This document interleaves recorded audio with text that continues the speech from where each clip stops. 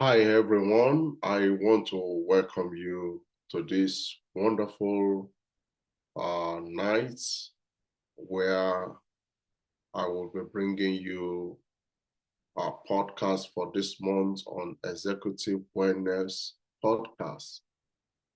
This is podcast 12.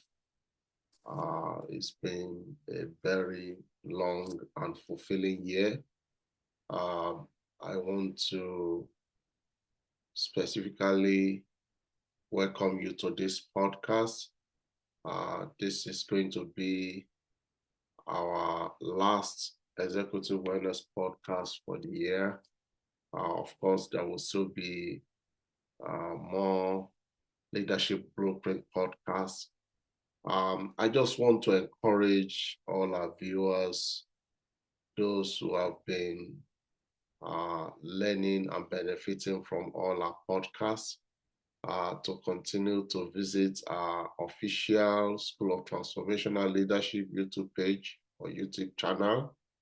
I also want you to visit our Facebook page, Transformational Leadership, my personal page, Olusegun Oshinaye, Facebook page, my LinkedIn page, our page on LinkedIn, School of Transformational Leadership and Africana Leadership Digest. We also have some presence on Instagram, on TikTok, even though we have not been that very active like we are on Facebook. But on all these platforms, you can always encounter some of our activities that will really be beneficial to you, that will help you to grow, that will help you to become a better version of yourself. I just want you, there is no way you will settle down with what we are offering you as School of Transformational Leadership, and you would not see your life transformed. That is our goal as School of Transformational Leadership, because we believe in School of Transformational Leadership that for neighborhood transformation to take place, you have to be transformed. It is a transformed man, a transformed woman that can bring transformation to the society. So go to our official School of Transformational YouTube channel and watch and listen to all our podcasts.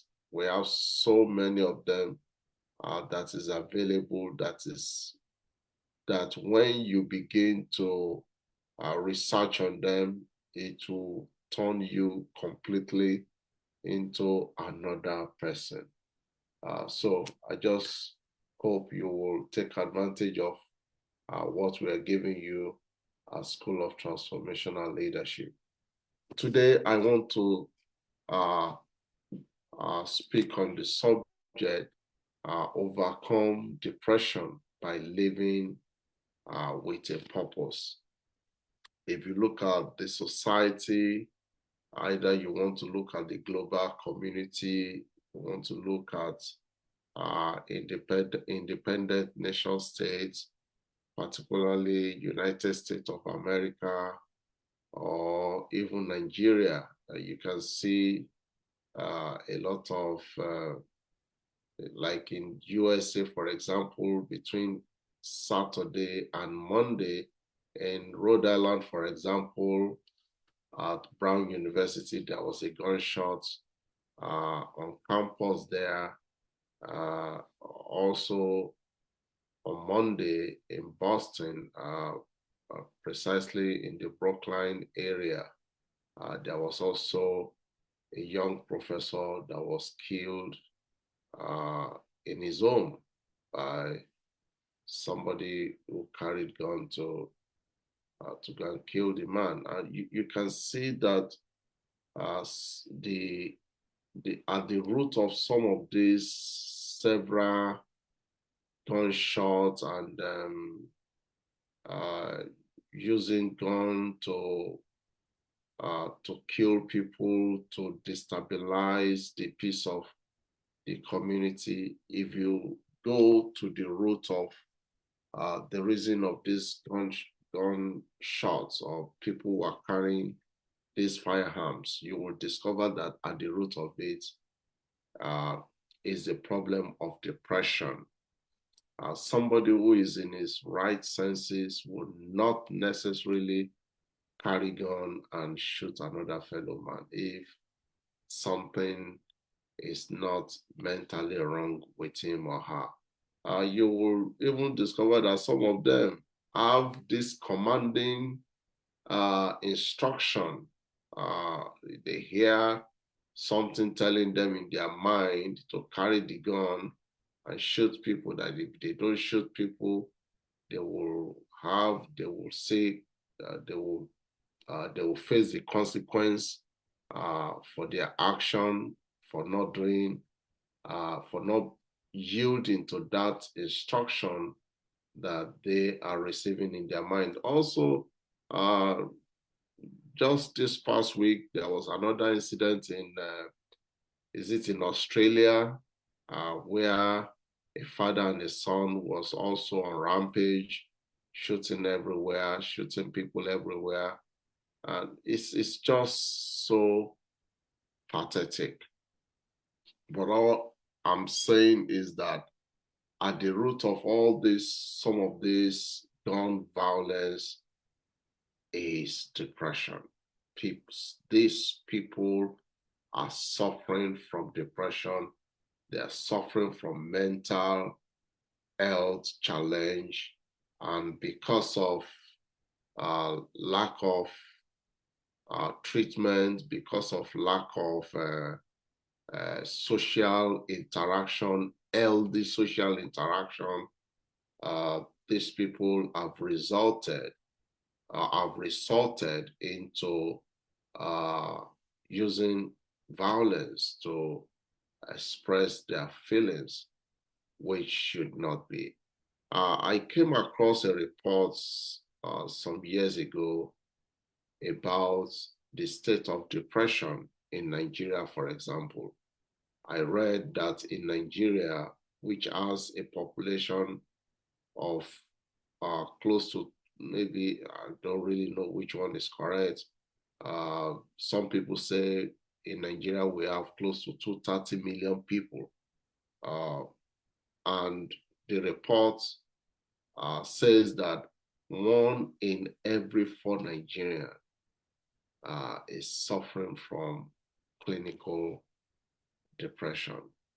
And if you come to think of that, if the entire population is 230 million, what is that means is that about at least 50 million Nigerians are currently suffering from depression. It may not be the kind of depression that is violent, but it could be a depression that is a slow killer for the people that are suffering some of these social maladies. But today, I want to help those who might be in such situation, who are suffering from depression, who don't know what is the meaning of life for them, who don't know what tomorrow holds for them, who don't know who to call on to, where to turn to, who don't know what to do with their life, who are barely surviving. They don't know how to turn around the situation of their life. It is to such people that I have come to bring my podcast for today, which is Overcome Depression by Living with a Purpose. Absolutely the only antidote for depression, as far as I am concerned, is to live a life of purpose. Mark Twain once remarked that the two most important days in your life are the days you were born and the day you found out why. You know, for example, many of us, all of us, not even many of us, all of us, the day we were born, we don't even know what happened. We were not aware, we did not have the awareness of what took place in the day we were born. Somebody has to tell us the story of how that day looked like, how people were able to carry on with the activities for the day. Unless you are told, there is no way you could have imagined what happened on the day of your birth. But according to Mark Twain, if you are able to remember or you are able to take cognizance of the day that you were born, it's one of the day that it's so powerful in your life that gives you a wonderful memory that helps you to coordinate your life. And not only that, not only knowing about the day that you were born, also the day you know the reason why you were born. I tell you, is the day that you will have a totally transformed life. For me, that was what happened to me. The day I finally realized why I was born, and I can tell you, the very day I knew why I was born, I did not, there was no any iota of doubt in my mind on that day. It was on April 2nd, 1998. I can tell you what I was doing at that instance. I can tell you where I was seated at that instance. I can tell you what I was doing at that instance. I will tell you what my conclusion was on that very day, on April 2nd, 1998. Without any doubt, I knew precisely why I was born into this world. Even though the Spirit of God within me had been communicating with me about, I would say, maybe about 1.5 or several months before then, since 1996, precisely December 18, 1996, and the Spirit of God had already been nudging me, trying to call my attention to what I was called to do, what I was born to do.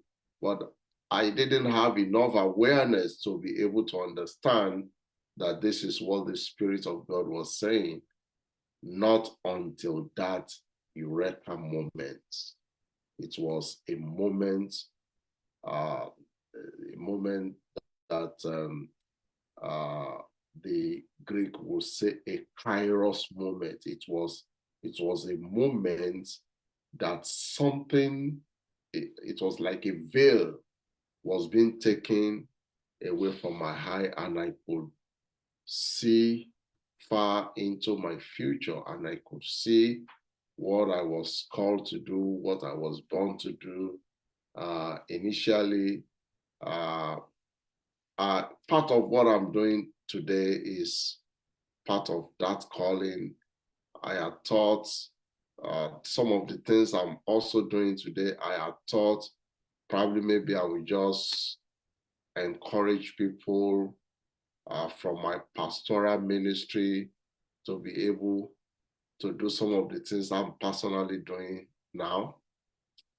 But I just discovered that if I don't step in and do some of these things, nobody is going to do them.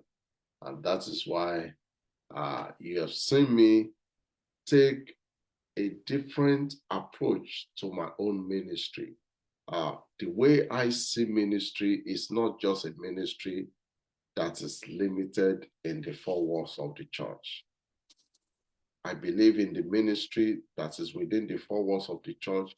But much more than that, I believe in a ministry that stretches outside the four walls of the church. And that is the one of the major arguments I made in my book, my first major book,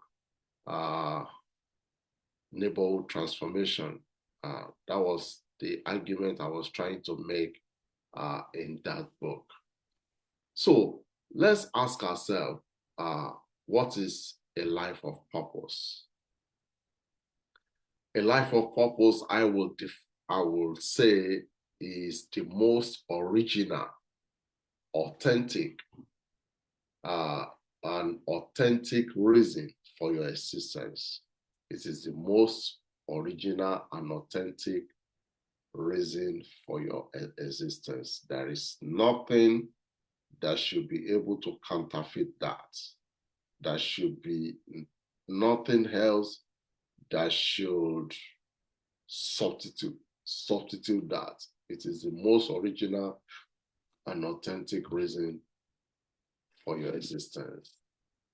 A man who walks with a purpose doesn't need the crowd to cheer, because he already knows where he's going.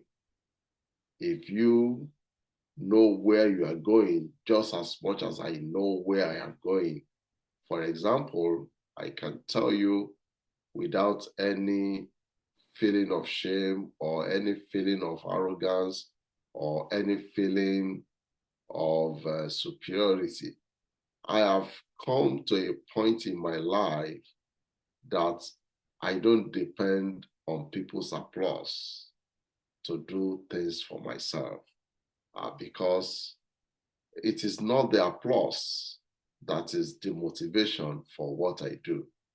I am doing what I am doing because I have enough motivation within myself to do what I am doing. But somebody who doesn't have that kind of motivation will always and will consistently rely on people clapping for him or clapping for her, singing his praise or singing her praise to be able to perform. They want to perform for the people. But I tell you, honestly, I am not performing for anybody. I am just fulfilling destiny. I am just fulfilling the call of God upon my life. And I don't need people's applause. I don't need to be cheered on by people to continue to do what I'm doing. I am self-motivated enough to know that what I am doing serves a significant purpose in this life. So a life of purpose is that life that is very original and authentic in the way it is being lived. So it is the most original and most authentic reason for your existence. Now, maybe we need to ask ourselves, how then, or what are the avenues that we need to explore to uncover this life of purpose? What are some of the avenues that we need to uncover to be able to discover this life of purpose? You can discover your life purpose through different means. I'm not saying they're just limited to this, probably 5 avenues that I'm going to mention. That it could be more than this, but I have come to discover, at least as it's happened in my own life, I've been able to discover that exploring these 5 avenues will help you to discover or uncover your life's purpose. It will help you to uncover your life's purpose. Number 1, The first avenue through which you can uncover your life purpose is through an obsession.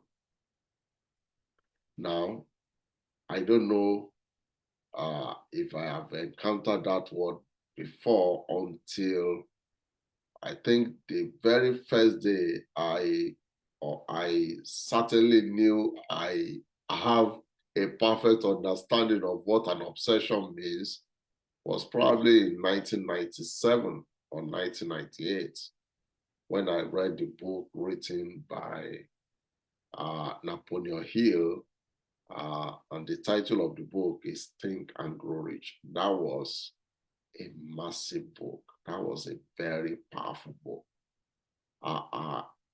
The first time I read that book, I had to reread it again. The book was so powerful. Maybe I've read the book about 2 or 3 times since after that. But that book made a very lasting change in my life. And one of the words that I caught from that book was the word obsession. And what Napoleon Hill was saying is that for you to be successful in life, to use his own word, if you want to really become wealthy in life, you have to be obsessed with it. And that is where that word made a first impression upon me. And in the real sense of it, if you truly want to live a life of purpose, it has to be an obsession for you. You have to be obsessed to succeed. You have to be obsessed to make something out of your life. You have to have a burning desire that will never leave you. Now, the only reason why I could be doing what I am doing today is because I have had this fire burning inside of me since 1996, 97, 98. The fire has been burning, and there has not been anything, there has not been any water to quench that fire. And that is what Napoleon Hill meant by an obsession, a burning desire that never leaves your mind. That is one of the avenues of discovering your purpose. Anything that is upon your mind that will not leave you is a sign of what you have been called to do in life. Another avenue through which you can uncover your purpose is through your experience, through the peace of mind. Are you having peace of mind in that dream you are pursuing? In short, do you have the serenity to continue to push forward in that dream of yours? Do you have that tranquility in your mind? Do you have the serenity to continue to pursue? Anything that does not give you peace of mind, I want to encourage you to avoid it like a plague. Don't anything that troubles your mind, that does not guarantee your peace, that does not give you peace of mind, I beg you, don't pursue it. Anything that is what pursue in life must be something that gives you utmost peace of mind. And if you are not getting peace of mind in that assignment you are doing, it could be that you have not been called into that assignment. So another thing you need to watch out for is your serenity. Are you having peace of mind in that assignment, in that job, in that calling, in that vocation? If you're having peace of mind, then I congratulate you. But if you're not having peace of mind, I encourage you to drop that idea. Perhaps that is not what you have been called to pursue in life. Another avenue through which you can discover your purpose is by what our forefathers have been doing for many years, for at least when I was growing up, without anybody telling me, even though at a later time in life, people changed the word that was used for it. When I was growing up, what I knew was apprenticeship. People learning how to do trade from aunties, from uncles, from parents, friends, and all that.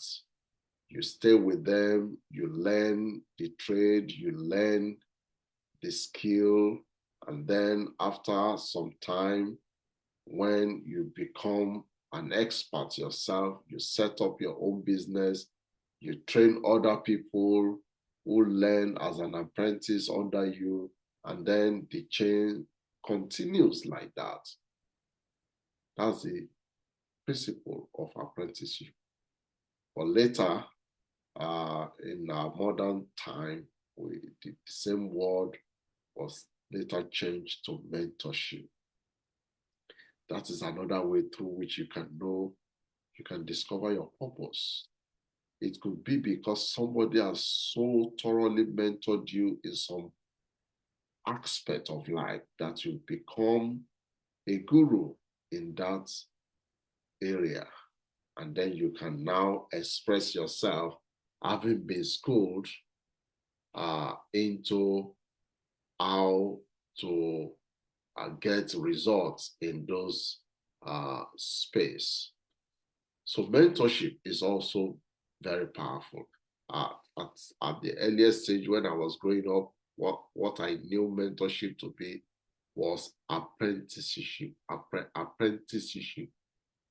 But later in life, people got to know it to be mentorship. It's still the same thing as far as I'm concerned. An apprentice is a mentee. Somebody who is teaching an apprentice is a mentor. It's as simple as that. And that is another way through which we can know our purpose. Another means through which we can know our purpose in life, or we can discover our purpose, is through our natural talents.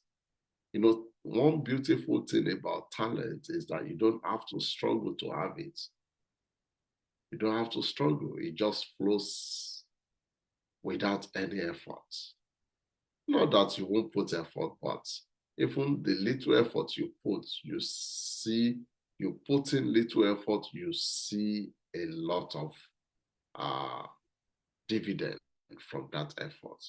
And if there is one artist I know without doubt has been very blessed with this kind of natural talent or endowment, is no other person like the Yoruba gospel singer Tope Alabi. If you see the way this woman composes her song, you will know without doubt that that is just a natural talent. I know some people may argue she's not perfect. Of course, she may not be perfect, but you cannot deny the fact that she is gifted to sing praises unto God. Your natural talent, your natural endowment is something you were born with that is unique to you. And that is something all of us needs to pay attention to. And one beautiful thing about natural talent is that every one of us have got this talent. But the only problem with many people is that some people are looking for a very superficial talent, not knowing that there may be some talent. They may look very insignificant, but it's a talent. But the only problem why it seems that they look insignificant is because we have not taken time out to develop those talents appropriately. And so we're not able to derive the maximum value from it. Take, for example, the man called Ben Carson.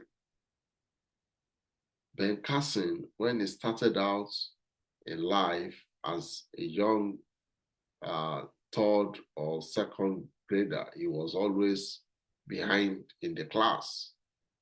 He was always, his result was always very bad. But by the time he got to, I think, maybe fourth or fifth grade, his grade began to improve until he got to the university. But one thing he really discovered about himself was that he discovered that he has this hand-to-eye connection. And because he has this hand-to-hand, eye-to-hand connection, he was able to discover perhaps I would be a better fit to become a surgeon. And that was how he became a surgeon, a neurosurgeon. And for you to be a neurosurgeon, somebody who operates in people's brain, for you to be able to do that, you actually need that kind of endowment. And here was this man who has been able to discover that he has that unique special talent. So no matter how intelligent anybody may be, for example, if you don't have that eye-to-hand coordination, there is no way you can be a very successful surgeon, even though you are very intelligent. That is how powerful our natural talent and endowment can be. Another avenue through which we can discover our purpose is through a calling or a vocation. You know, the problem I have, not only in recent time, it's been there for a while, even when we were also coming up as a young Christian. Unfortunately, when many people talk about calling, they are all the time always thinking about ministry. But I've always made it clear to people whenever I have opportunity to teach on vision, calling, and vocation, I always remind people that if a pastor or a preacher is teaching on this area, it does not necessarily mean that your calling should be into the pulpit ministry or into a pastoral calling or into a pastoral ministry. That is not what it means. That is not what calling is. Some people have reduced calling to that. But in the real sense of it, that is not what calling is. Joseph was never a pastor, and yet he feared God. Abraham was never a pastor, yet he feared God. There are so many great people in the Bible. You want to talk of Paul the apostle, even though he was an apostle, he was also a tent maker. He had a daytime job that he was doing. So a calling is a particular assignment you have been called into to fulfill certain things in that area. A vocation, translating it literally, simply means a call.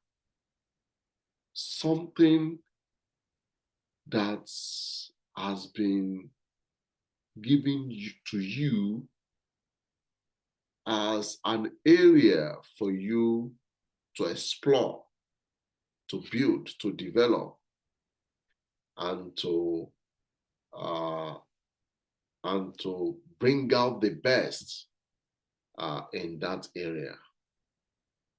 So a calling or a vocation is usually something you felt you were born to do. For example, well, when I was in secondary school, for example, whenever there was an occasion, whenever there is an occasion to give speech, either through debate or through debate or whatever, something that will give you an opportunity to speak before a large number of people, I always shy away from doing that because I will feel that people are going to laugh at me, people are not going to like the way I speak. I never felt confident enough or competent enough to be able to do those things. Whereas underneath that fear was a call, a calling to be able to sit in front of hundreds, thousands of people and address them and speak life and speak hope into their life. That calling was there. But fear of getting started, fear of the unknown would not allow me to unleash that calling into manifestation. But over time, thank God, I was able to overcome that. And that is why I can be able to do what I'm doing today. So a calling, really speaking, is something you felt you were born to do, something you feel if you don't do it, no one else will do it. That is what a calling is. That is what a vocation is. It is not, don't always think when people like us are talking, we are always talking so that you can become a pastor or you can become a preacher, you can become an evangelist. No, it's more than that. You can be called to become an engineer. You can be called to become a neurosurgeon. You can be called to become a scientist. You can be called to become an astrophysicist. You can be called to become a philosopher. You can be called to become a politician. You can be called to become anything. It doesn't have to be coming onto the pulpit and preaching like some of us are doing. So what is the true measure of purpose?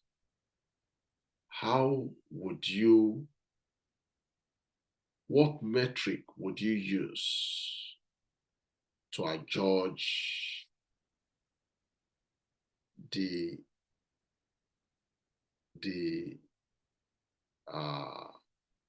how will I put it now? What metric would you use to validate your purpose? I will say that the true measure of a life of purpose is not wealth, as many people would argue, but it is fulfillment. Listen to me, if you truly want to fulfill purpose, wealth, money is only a byproduct. It's not the main side attraction.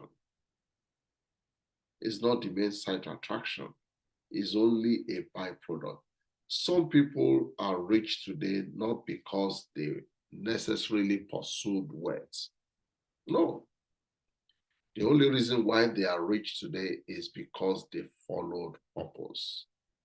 For example, I will argue that the richest man in the world today, which is Elon Musk, I read today that is now worth over $600 billion. I will say that that young man didn't set out to want to become a billionaire. He was just a man who was filled with purpose. He had a very, he had some very powerful desire, some obsession to make human beings to be multi-planet, to take human being to space and make consciousness to be multi-planet, And because of that desire to affect humanity in totality, if you look at what this guy is doing, it's not just doing business, it's literally transforming the way those businesses are being done. Is redesigning the way the entire architecture of those businesses are being done. You want to talk about transportation, he has redefined it. You want to talk about space, he has redefined it. You want to talk about solar electricity, he has redefined it. You want to talk about artificial intelligence, he is redesigning it. That is what we call a life of purpose. Even though, as much as I love the man, I'm beginning to be a little bit careful because I know that too much wealth also has its own ugly side to it, and that is where I feel that some measure, some caution should be used at this point. If this guy becomes a trillionaire, it's going to be a big trouble if those resources are not used in a way that a common man on the streets can benefit. It's not going to be a nice one for the society. Too much wealth in the hands of a few is not in the best interest of the majority. So I'll just leave that at that. So the true measure of purpose is fulfillment. So you are not doing it for the sake of money. There are people who are trained as a doctor, as a scientist, just because of the money. For example, I didn't choose it, it chose me.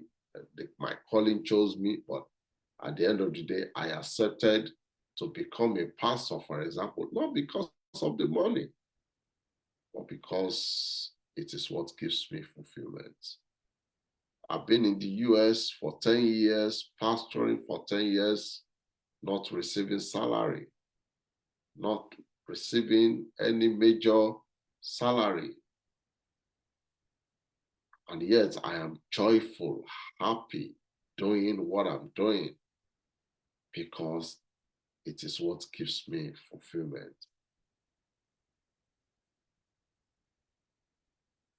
I think it is the Bible who said in Mark chapter 8, verse 36, and it says, what shall it profit a man? I think it should be Jesus who said it. What shall it profit a man if he gains the whole world and loses his own soul? That is how to measure the genuity of your purpose. Are you living for the money? Or is it because it is what gives you fulfillment in life? So what drives a life of purpose? If something is not pursuing you, you must be pursuing something. What is it that is driving a life of purpose?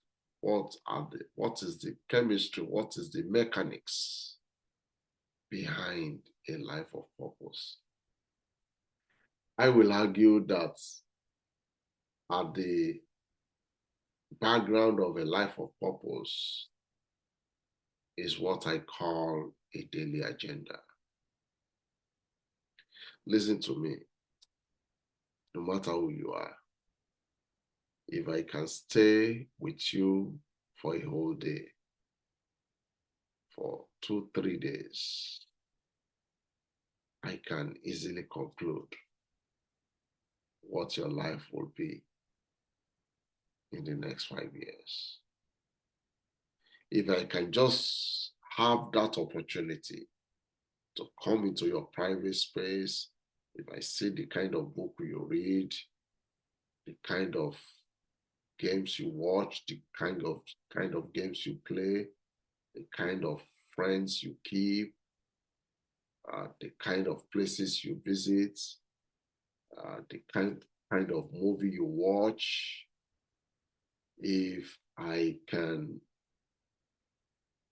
have access to all these things that I've mentioned for just 3 days, I don't need more than 3 days. If I can just analyze and evaluate your daily agenda for just 3 consecutive days, I can easily predict your future.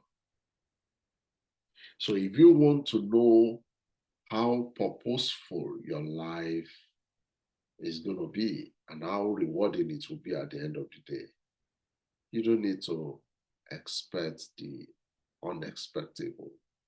Just look at what you do, the mundane things that you do on a daily basis. Now, for example, there are some activities that I am doing in my life today that has been there for the past 30 years. Yeah, for the past 30 years. Since December, or let me just put it on, since January 1997, I have at least in a day listened to either a sermon, a message, or in recent time, a podcast, at least for 2.5 hours in a day. Sometimes it could be 3 hours, sometimes it could be 4 hours, sometimes it could be 5 hours in a day. But at least there is no single day that will go by that I will not listen to a podcast. Now, when I was much younger, I used to do a lot of reading, but I don't do much reading now. Not because it is not valuable, but it's because I have to maximize my time. And the easiest thing to do for me now, based on my schedule, my activities, based on how I also needed to be with my family, the most easiest thing for me to do now is to listen to podcasts. I can be in the bedroom listening to my podcasts. I'm driving in my car listening to my podcasts. I'm all alone by myself listening to my podcasts. It's so easy. For example, I cannot be driving and be reading, but I can be driving and be listening to my podcast. So one of the most valuable things that I do every day now is listening to podcasts. And that is how to predict your future. And another question you may want to ask, what kind of podcast are you listening to? Now, the idea is that you need to be able to design a systematic and structured daily agenda. There was a point in time in my life between 1996 December to October 2004, that's for about 8 years, I read nearly 1,000 books. Not that I set out to read 1,000 books, but I just discovered that during those years, which they were years that I was really, really, really, really hungry for growth and development. I discovered I was reading 3, sometimes 4 books in a week. But at least every week I must read 2 books, at least unfailingly during those periods. Every week I must read at least 2 books. And if you do the maths for those 8 years, you will discover that I've read up to 1,000 books. I didn't sat down somewhere and say from December 1996, I'm going to be doing this. In fact, if I had set that goal, probably maybe I wouldn't have been able to achieve it. How did I achieve it? I only built a structured approach, a systematic approach by instituting a daily agenda. Reading. I think at that time I was reading at least about 4 hours or more every day. 4 hours of reading every day.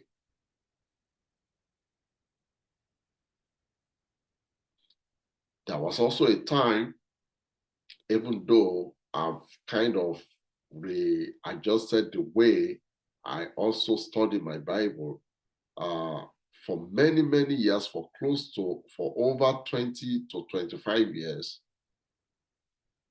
I was also reading 10 chapters of the Bible every day. And I did that for many, many years. I don't have to read that much every day now because there are other readings to do, there are other stuff to do. But I still structure time to be able to do that. So you have to design a daily agenda for yourself. And this is what has worked for me as a person in the last 3 decades. 1996, December, up to this moment, by next year, 2026, it will be exactly 30 years that I have formed this daily agenda of self-growth and development. And to be very frank with you, if anybody is surprised by where I am today, the person didn't know how much effort has gone into becoming who I have become today. It is not a small joke at all. It has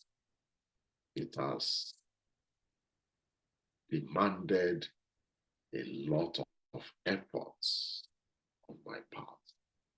And I'm eager, I'm excited to do it.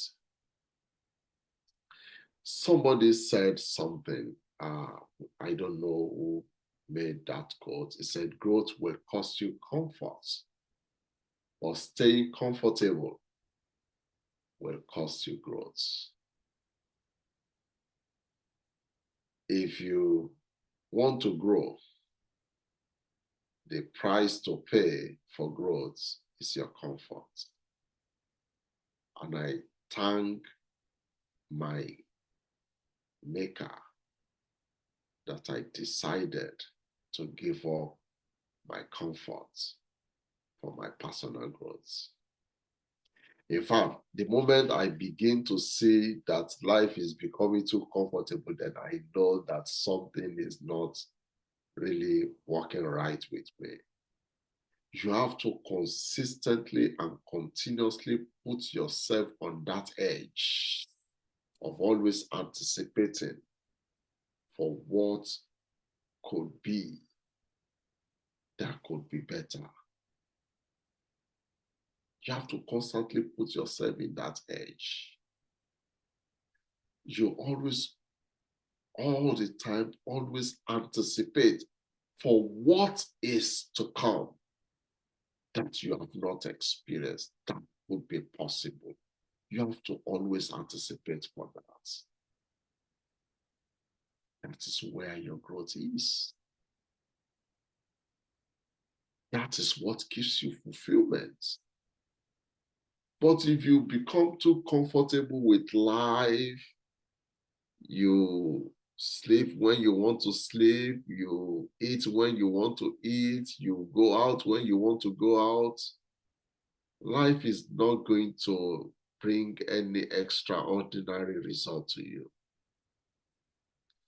I have lived my life in such a way that, truly speaking, the only woman that can marry me is my current wife, because I know how much sacrifice I have personally have to make, or how much sacrifice we have had to make as a family to be where we are today. I know for some people, it could be a kind of sacrifice that they would not be willing to be able to pay. But thank God she was able to pay the price with me. John C. Maxwell, a renowned leadership expert who is a mentor to me, made a profound statement, and he said, nobody achieves anything great by giving the minimum. Unfortunately, what I have seen all around the world today, particularly in my role as a manager, is that when you see people working in an organization, most of them only wants to give the minimum required efforts that will help them to keep the job. They don't want to go over, for not all of them, but for most of them, they don't want to go over and above the call of duty. And but truly, if you truly want to become an extraordinary person, you have to learn how to always go above the call of responsibility. You have to give more than the minimum required to succeed on your job. And I also encountered a quote recently, which I have shared on my Facebook pages, on my LinkedIn profile, on School of Transformational Leadership pages. And the quote says, consistency looks like nothing is happening until everything changes. I'm not surprised today. Many people are surprised at how my life has turned out to be. But what they didn't realize are some of the sacrifices that I have had to make to get to where I am today. And I am still making those sacrifices because I am not yet satisfied with where I am, because I know where I should be. I am not there at all. I am not there where I wish to be. So the work is still on. I'm still fighting. I'm still striving.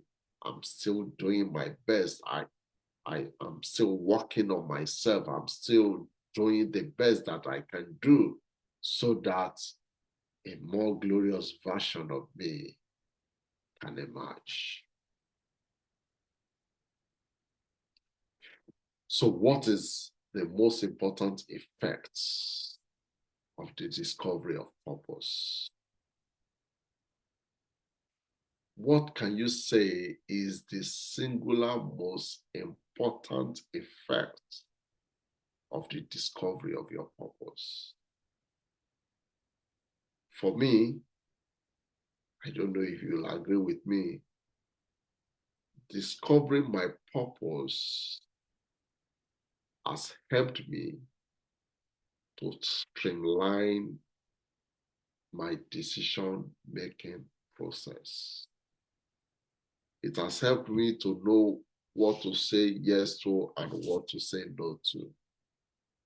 You know, when you don't know what your purpose in life is, you say yes to many things that you are not even supposed to say yes to. And you say no to certain things that you are even supposed to say yes to. But for me, the effect of the discovery of my purpose has helped me to streamline my decision-making process. It has helped me to become so good at making decisions in life. There are some friendships that I have permanently said bye-bye to. There are some places that I have permanently said bye-bye to. There are some certain things that I have permanently said bye-bye to. Why? Because they are not a requirement for where I am going. That is what discovery of purpose does for you. And there is no way you will live your life this way and you will feel depressed. No way, absolutely no way. So in conclusion, all that I've been saying is that depression is usually a byproduct of a life that has no purpose or meaning. If your life has a purpose, if your life has a meaning, depression will never find its way in your life. So I want to encourage you to give your life meaning by pursuing a worthy cause in your life. Pursue dreams that are bigger than you. Pursue goals that are out of reach. It is when they are out of reach that you have a chance of reaching them. Because when you pursue a worthy cause, it will give your life a meaning. I'd like you to pursue a cause you can be proud of, regardless of the monetary reward. If you do this, I can guarantee you, you will never know depression in your life. I hope I have been able to challenge, educate, motivate, and encourage you with this podcast today.